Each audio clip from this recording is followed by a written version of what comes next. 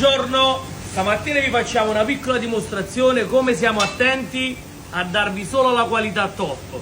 Questi qua sono i ricci che girano nei mercati, guardate qua, mi sembrano i peperoni frullati, guardate, li abbiamo presi per fare solo questo video dimostrativo. Vi facciamo vedere una cosa, guardate qua, è crema, questi li vendono brutto odore, questi verranno buttati, li vendono a 15, a 16, la qualità va curata, state attenti. Tonno locale a filetto, locale con tracciabilità e tutto. Pesce fresco vivo per voi.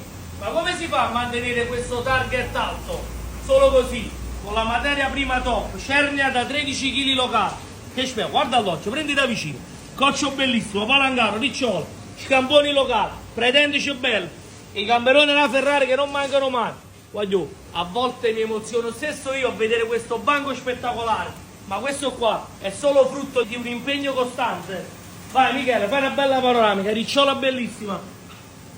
Palamite, pesce serra, cocci, pretendice locale bellissimo, palangaro, ricciole belle, ancora pezzogni, cocci, vieni qua. E pezzogni, e che pesce bellissimo. Fai una bella panoramica e per ultimo vi facciamo vedere le acciughe di Sorrento.